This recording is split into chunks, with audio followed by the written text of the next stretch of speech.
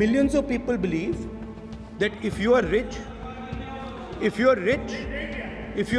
and if you have money, you can buy the Indian examination system. अध्यक्ष महोदय, ये सरकार किसी और का रिकॉर्ड बनाए ना बनाए, लेकिन पेपर लीक का रिकॉर्ड जरूर ये सरकार बनाएगी। मेरे सरकार की हिम्मत है। अभी हमने पब्लिक एग्जामिनेशन की रेगुलरिटीज में बिल लाए, कानून बनाए। क्या मजबूरी था कांग्रेस पार्टी की? क्या मजबूरी था नेता प्रतिपक्ष की? उन्होंने उस बिल को उठा किया।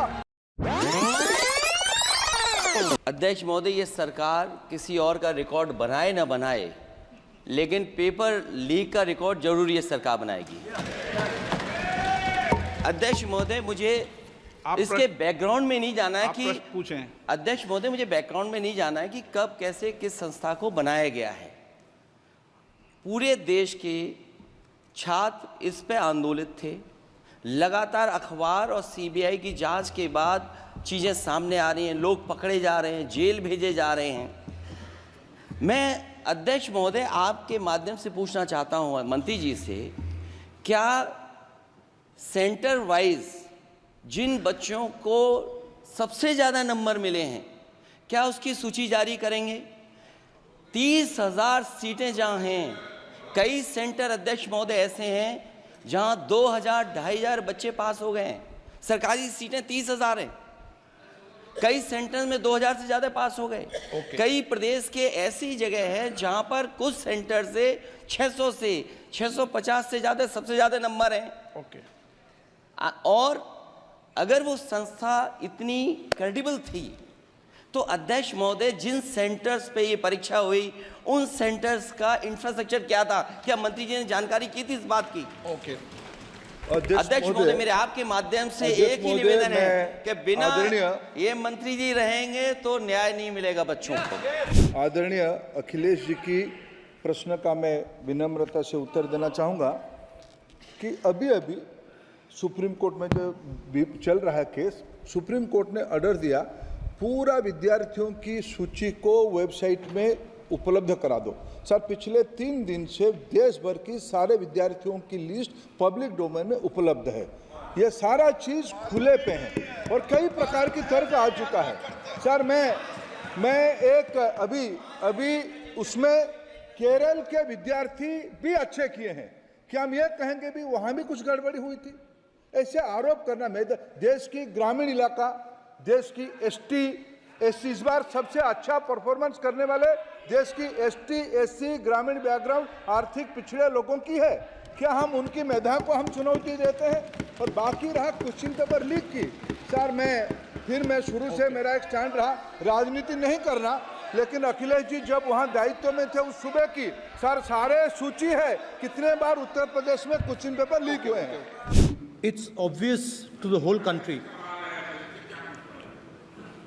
It's obvious to the whole country that there is a very serious problem in our examination system.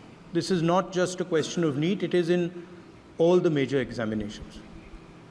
Now, the minister has blamed everybody except himself, right?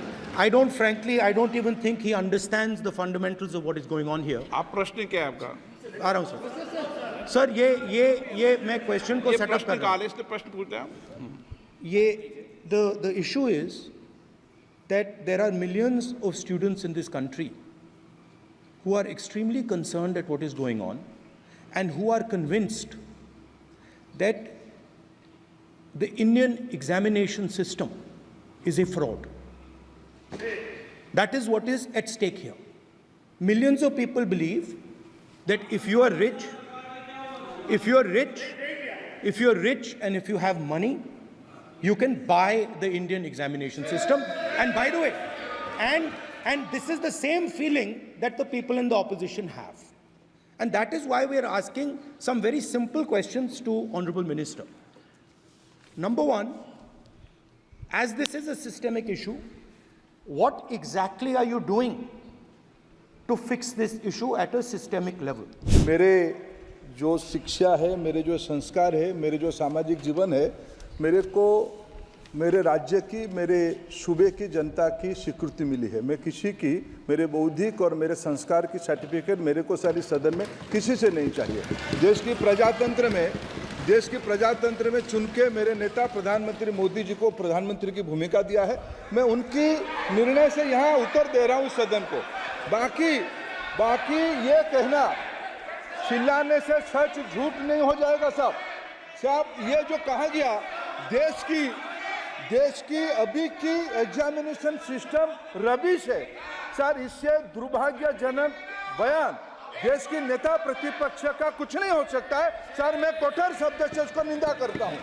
बाकी रहा, मैं सर आपके सामने, आपके माध्यम से देश के सामने सर एक तथ्य रखता हूं सर। जिन्होंने रिमोट से सरकारें चलाई है, 2010 में 3 बिल आया था सर शिक्षा सुधार के लिए। उन्हीं की पार्टी के नेता आदरणीय कपिल सिब्बल साहब 3 बिल लाए थे।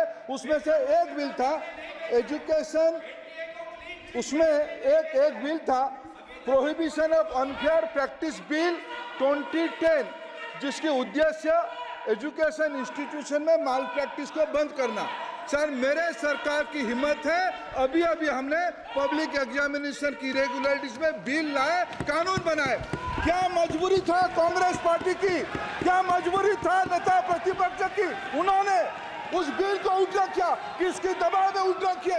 क्या निजी मेडिकल कॉलेज की दबाव में, उनकी घूसखोरी की दबाव में उन्होंने उस बिल को उल्टा किया था? सच सुनने की सामने ही है। ये मैं किसी की विद्वता पे प्रश्न नहीं उठाता हूं, लेकिन सच 2010 में शिक्षा सुधार की बिल उन्हीं की सरकार ने लाया था, दबाव में उन्होंने उल्टा किया। ये हमको प्रश्न पूछते हैं।